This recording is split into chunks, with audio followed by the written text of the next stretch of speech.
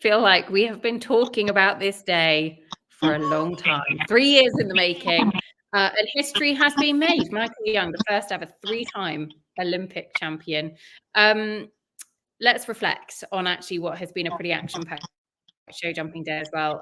Sam, I'm going to come to you first. Benny's having his say. Actually, he's 4 months old and obviously got lots of opinions. Sam, I'm going to come to you first. What do you make? 3-time Olympic champion. Germany have won the last 5 individual medals. He could have been a 4-time Olympic champion. This is a real moment for him and actually redemption from 3 years ago. Yeah, I think this horse has now won 24 internationals. I think people love to label him as the horse that led 5 major championships. He led a World Games back in 2018. He led a Europeans in 2019. He led an Olympics in 21. He led a Worlds in 22. He led a Europeans in 23, and he lost them all. And I think that's what this horse was labeled as. But he also won 23 internationals. He also has the best ever finishing score in history. The man on his back has obviously won 2 Olympic Games. He's taken the sport to a new level. We have the record-breaking horse in the sport when it comes to scoring low. We have the record-breaking rider. They were 25-1 to win this championships, which I think a lot of us were probably on, and it's rare that you get that kind of an opportunity. It's amazing. It's on one hand, like Diarm wouldn't let me say that this is a story about a loser who never gave up, but this is a horse who lost 5 championships and would have had people writing him off. And I think the man on his back probably gets the lion's share of the credit. I know the man on his back will give the credit to the horse, but I'm just in awe of Michael Young and his ability, where he's taken the sport and what he's done today. You keep putting yourself in that position, and at some point it will stick. I think for me, I'm really happy, to be honest. I'd have loved to have seen a British winner, and Chris Burton would have been a great story, but it feels like this has been absolutely the right victory for this weekend. He's been great in all 3 phases. The only thing he added to his dressage score was that 1 rail, and he scored 17.8 in the first phase, which is just extraordinary anyway.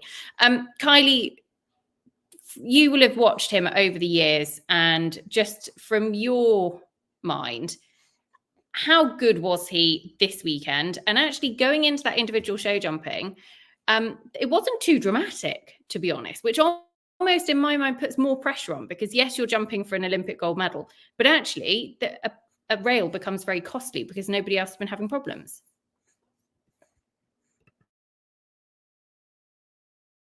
Sorry, I don't know if you could hear me. Sorry. I thought the individual jumping jumped way better than I thought it would have from the outset. I thought it was going to be the real test, the individual jumping.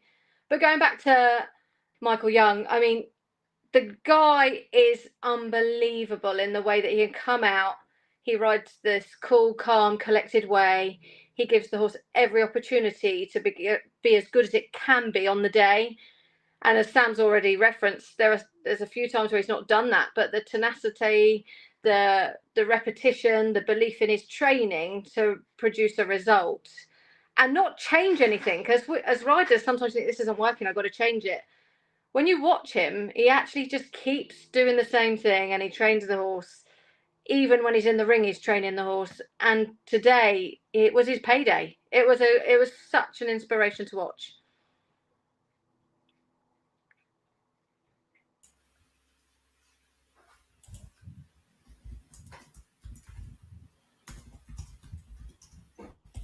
I can't hear anything. Can you hear anything, Sam? No, sure. Come on now. It's there. Here we go. I'll take myself off mute. This is what happens when I have one hand. Apparently, I become incapable. But anyway, we're back. Let's just look at some of those headline numbers, because David O'Connor previously held the record finishing score, 23.3, I think it was, back in Sydney 2000. So that stood for quite a long time. This is the new record. He has also made it 3 individual Olympic titles. It means that Germany have won 5 last individual titles, going back all the way to Heinrich Romacher, 2008. It feels like actually the headlines keep writing themselves. I'm sure we're going to hear more about his story, and actually I think we're going to have to reflect on each of those wins. We should maybe do a special on Michael Young's Olympic challenges. We've done the other Olympic specials coming into this weekend, but actually we could do one on him alone, and there's plenty of stories around them as well. Let's look at Chris Burton, Shadow Man, because I won't lie, I had him at 50-1 coming into the competition. So there wasn't a lot of data around him. And actually, he has well and truly performed. Did you say 998 days in between internationals before this year to come back and get an individual silver as huge? Yeah, it is. Like that's a long gap. It's nearly 1,000 days out of the sport in terms of international competition. But obviously, he's been jumping 5 stars. Like the top 2 guys on the podium have jumped 5-star show jumping this year, as has Kazuma Tomoto, who would be top 5, top 6, that kind of direction. Also finished on his dressage score. There were 4 people in this competition that finished on this dressage score. On their dressage score, none of them actually won a medal. So the top 3 not adding too much to their dressage score, but again shows that influence of getting a strong start. Berto, we know what he can do. To be honest, in all 3 phases, I thought he was a rider. He would always be a threat wherever he turned up. He was a threat in 5 stars. He was definitely a threat in 4-star shorts where there were tight times, places like Aachen and stuff like that. This format was always going to suit him. He loves this. He loves a 9-minute course. He's not in love with the 11.5-minute courses, but he loves the shorter format of the sport. Didn't get selected for the Olympics in Tokyo, and then we didn't see him. He was selected and then I think couldn't go through injury. I think that was the story. Sorry, yeah, exactly. So he didn't start in Tokyo, and it's a big achievement. Like it does show in terms of like there's a few things going on here. Like one, the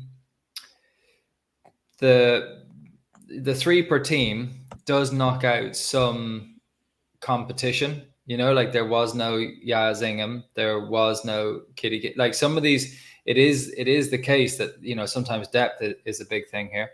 The quality is definitely there though. Like there is strength and depth. Like there were, I think, 8 scores sub 30 coming into this final round of show jumping. Like what the Japanese riders did, what Janneke from the Netherlands did, the Swedish riders, like the depth was all there. The Belgian riders, there was loads and loads of depth. But Berto's come back and just usurped everyone, bar Michael Young. Like even Laura Collett in London 52.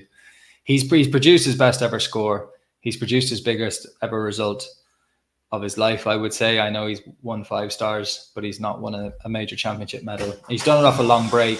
I think that says a lot about sport in general. I mean, Tom Daly, your English diver, I think he's just done the same thing. Like I think he's just come out of retirement and won a medal. In skill sports, where you're learning those skills and those things, and you retain a lot of that muscle memory and a lot of those skills that you develop.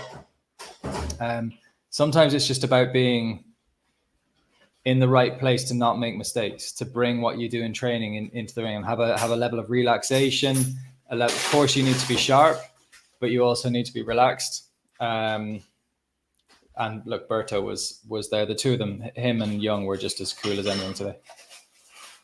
Rosie, Laura Collett came into this games, one as part of a British team that was very, very hard to break into and to get a place on. There was huge competition for places anyway, but also as a huge individual medal contender. She was the favourite coming in. She learnt from Tokyo 3 years ago and a new Olympic record in the first phase. And I'm sure, you know, there is that bit of what might have been. However, an individual bronze for her is a massive, massive prize to be taking home.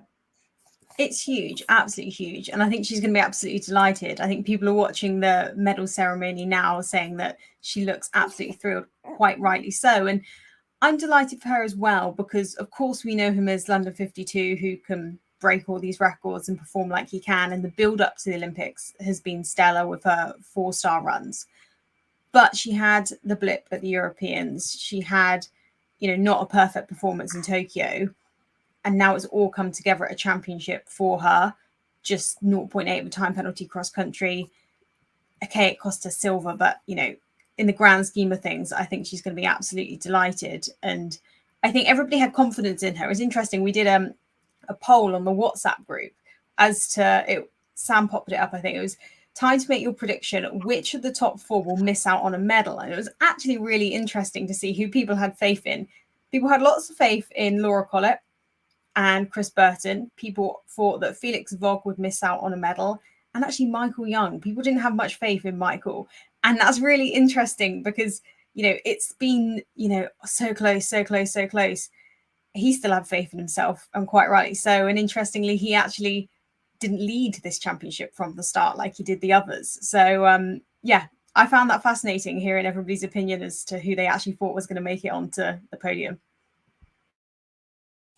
That's a good point. I didn't say it at the time, Nicole, but that's the thing. He led the 5 championships and couldn't convert them. He didn't lead this one. And okay, he posted his best ever, or the best ever dressage score. Only London beat it. They were both records.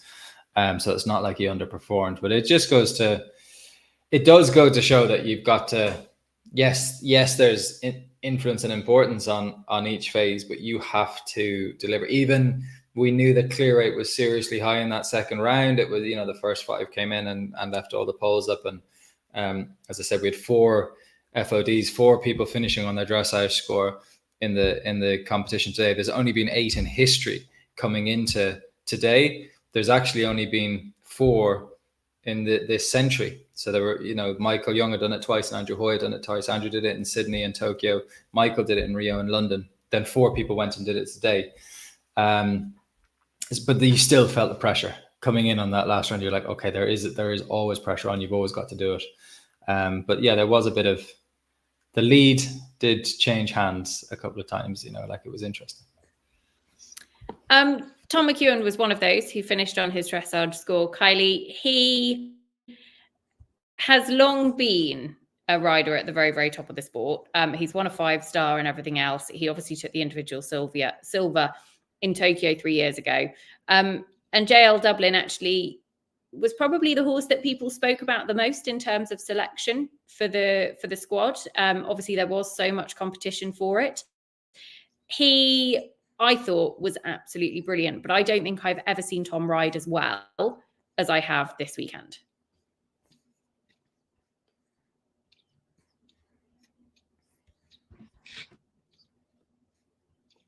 Oh, you there, Kylie? Yeah, can you hear me? Got you. There we go. Yeah, I think you're exactly right. Tom rode each of his show jumping rounds, probably the best I've ever seen Tom ride. And we've seen him ride some blinders on Toledo, but I actually think his riding today in the ring, he was making micro adjustments on the way into the fence. He was keeping his cool, but he kept the horse completely 2/3 of the horse was in front of him. Because we've seen that horse have rails previously. I mean, there's been Poe last year. There's Kentucky where he's gone through a few combinations and the horse has fractionally got a bit behind him. There's no doubt that horse is a good horse. There's no doubt Tom is an exceptional rider. But I have to say, I thought the ride he gave the horse in that arena today was probably the best I've ever seen Tom McEwen ride, for sure.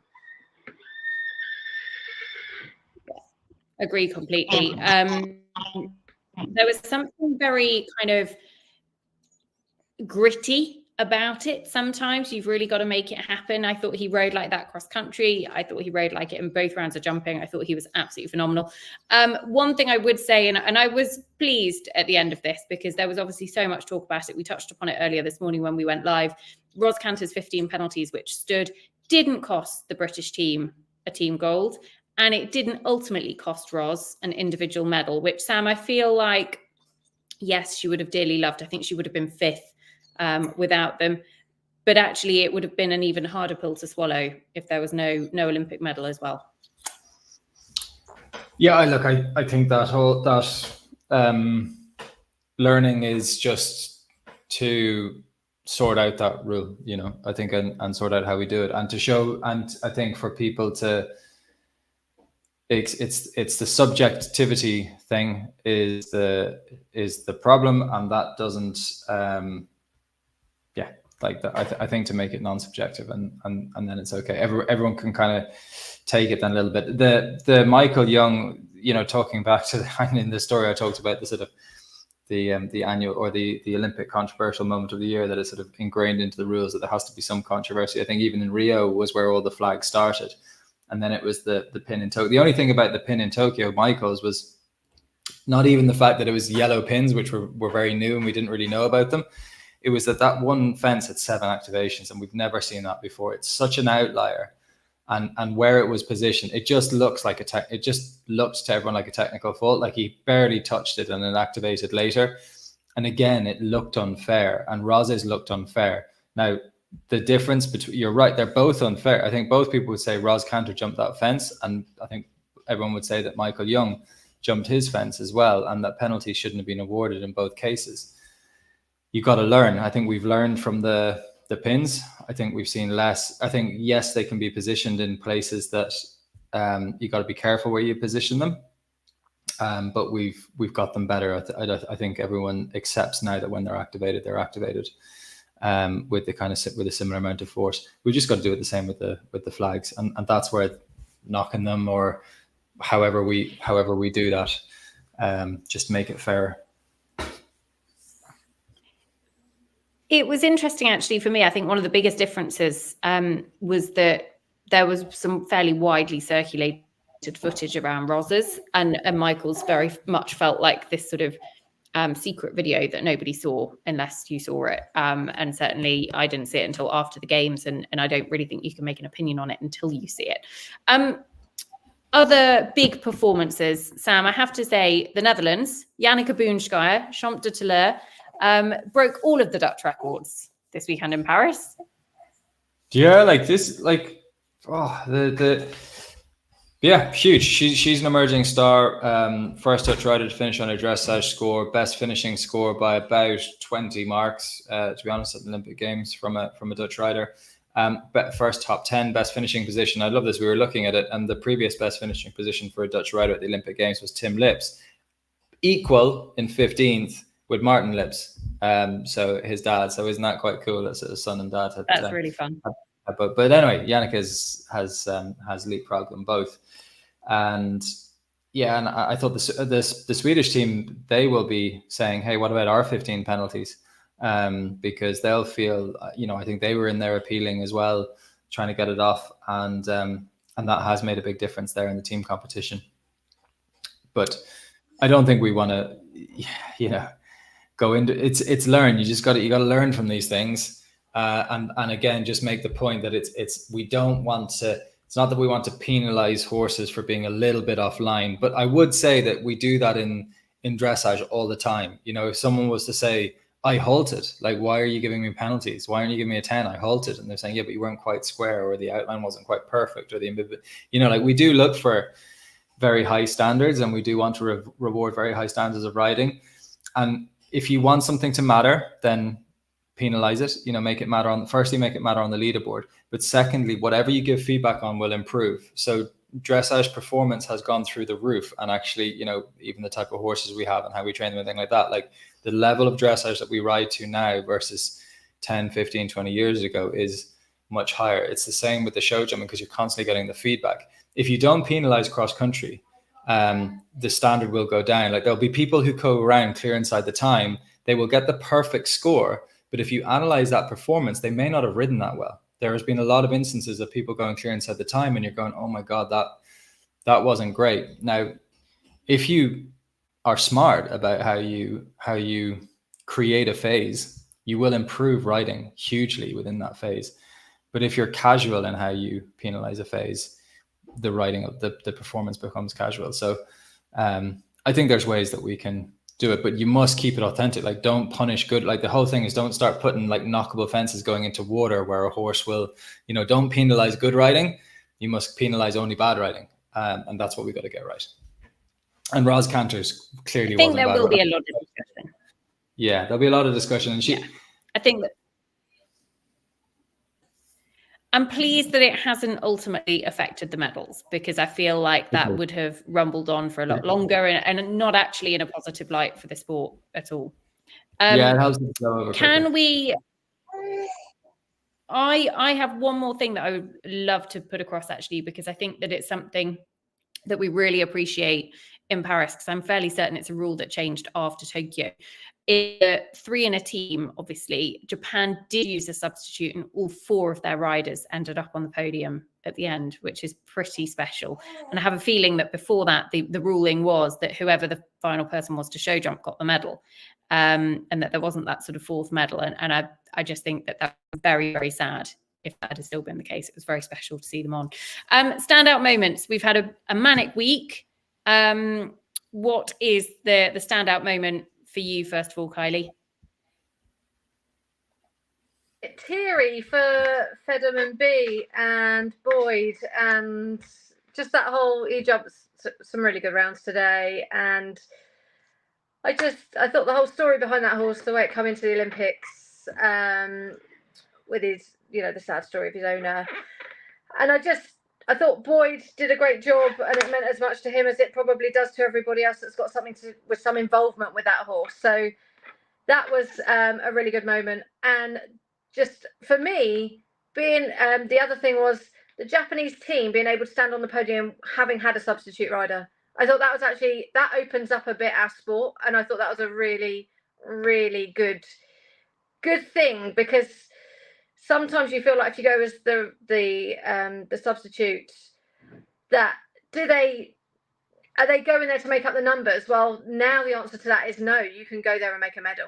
I thought that was a magic moment in our sport to broadcast to the world.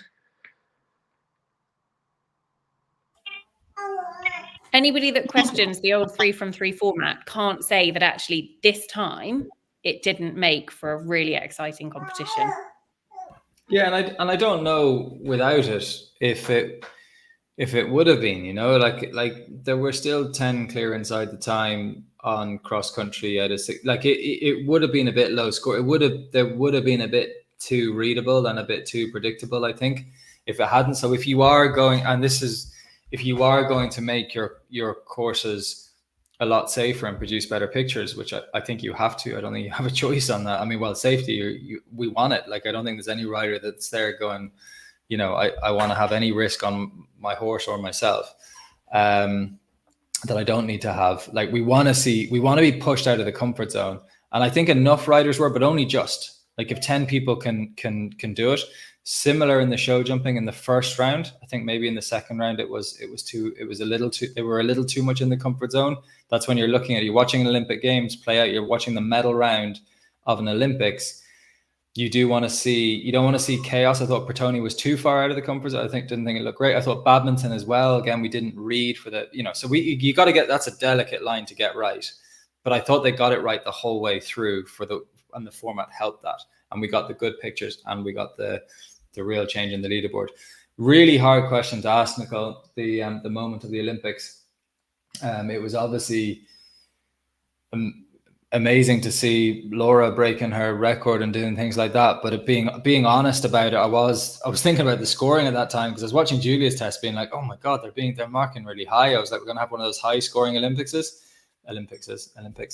And then the marks going really low, and I was like, oh God, now it's changed. That's all I was thinking at the time. So to be really genuine and honest about it, if I just rewind myself and I think, at what point did I get really vocal and animated and go, oh my God, and really feel something, was actually the first round of riders on my cross country day, knowing the 3 from 3, knowing that New Zealand had already had a problem, and knowing that the US had already had a problem.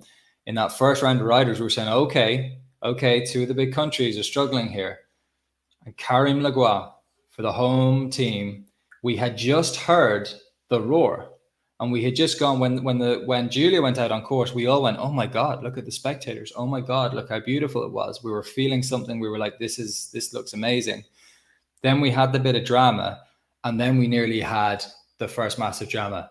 But then he survived. He recovers it, and you're like, that man, that's incredible. It was incredible. And the horse wanted to do it.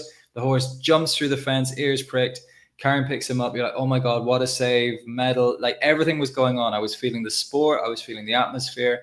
I was witnessing great riding.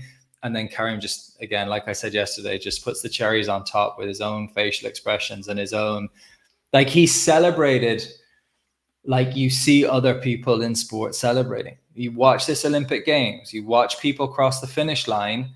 And I know that when we finish, and we can't always do this, like we're sat on a horse, we've got to be a little bit careful just how much fist pumping we do and how emotion we show. Nicholas Touzon always does it when he wins. Like we saw him in Buccalo, he sort of drops the reins and gets the emotion in. But Karen, his eyes, the fist pump, the adrenaline, like he was on cross country. He gave the celebration afterwards, everything. We all felt it. The crowds felt it. And people tuning into horse sports for the first time would have been like, this is incredible. Whatever I've just got onto here, this is incredible. Rosie, what was yours? I still get goosebumps thinking of that French crowd, if I'm honest. They were incredible, honestly. And I totally agree with you, Sam, with his face after that fence. Like it makes you smile when you see him react like that, like you're smiling with him. That was amazing. But for me, I'd probably say Chris Burton's performance across all 3 days, purely because it was, first of all, back in January, he's back. My gosh, he's back. You know, what's going to happen? And then his slow build up in ticking the qualification boxes, people start questioning, you know, is he going to be selected? Can he be, you know, is he good enough to be selected? But there's plenty of people with a whole list of results. Like, you know, is he going to be selected? Goes to Mill Street, takes the win. Chris Burton's back, but is that enough? And now he's come here and gone, hey, look, clearly it was enough. I'm the best of the Aussies, come get me type of thing. So for me, I think it's the long story and build up to, hey, look, now I'm silver. So that's, for me, Chris Burton. It was there's huge sacrifice as well, though. Huge sacrifice, but but hugely, like it was very meticulous. Like to only peak the horse once, which was obviously post all the qualifications. One peak at Mill Street, he won that by a hand. Like he had 10 or 12 seconds up his sleeve. What he did in Aachen on the other horse goes and makes the time, and no one had done that in Aachen for 3 years. That showed us a little bit more, but it was just, he was not playing his hand really. And he was just playing a little bit of enough to kind of get us worried and make us think, when I say get us worried, probably get us excited, thinking this lad, he really could deliver something here. But you're right, Rosie, he saved so much of his hand for the final days here and delivered it. It was masterful, really, really was masterful. And for me, that just made it more exciting. That dressage when he came in and laid down that 22 or something. Like we knew he was going to do a low 20s, but he was like, yeah, I'm up here with the top lot. You're like, okay, this is going to be good. I have to say, it'd be easy to pick the Brits Gold. It'd be easy to pick Laura's performances. For me, I think actually it's Michael Young and a third Olympic title, because his partnership with Chip Monk at the top level, to have put yourself in that position time and time again, is incredible. And to keep coming back and doing it when it's not converted is very, very resilient. It is very hard. Most people get this shot once in a lifetime, and his shot could have been Tokyo 2021. So for me, I think absolutely, like it's almost kind of yes, Ben. Exactly, Ben. That's probably what he said after Tokyo. Yeah. It's, I think, probably a bit more colourful than that. But it feels like it's right. It feels like it's right for the sport. It feels like it's brilliant for him. He was great this weekend, and I think the competition played out brilliantly. Yeah, his two books have been refreshed, Nicole, and they are, and it actually sets us up hopefully really well for 4 years' time. We hope that we get the opportunity to showcase the sport brilliantly in LA as well. I tell you what, they'll be going some to kind of make it look as good as that. So I'd say London was beautiful. Versailles was next level. I mean, it was just absolutely stunning, wasn't it? Incredible. Right, Benny and I. Benny, what are you saying? we're going to go. We've got loads of reaction to what has unfolded this weekend coming your way. This week, we're going to try and actually catch up with the Japanese team as well. We had Matt Glentworth on the show in the build-up, and it was very special to hear about everything that they've gone through and put into getting to this point, and actually to go back and reflect on a medal will be very cool. But if there's any particular stories that you'd like us to explore, by all means, send us a message. We'll do our best. But thank you for following along. These lives have been really fun. Kylie, thank you for joining the team. Sam, Rosie, an absolute pleasure as always. Benny says bye-bye. Do you want to know actually a secret? He's done a poo, and it's gone through his nappy, and it's on my dress. Thanks, Nicole. This is the dedication to the cause team. That's what happens at the end. I do that as well. Like that's nearly the level that my bedtime story went to last night. So I'm going to go and sort myself out.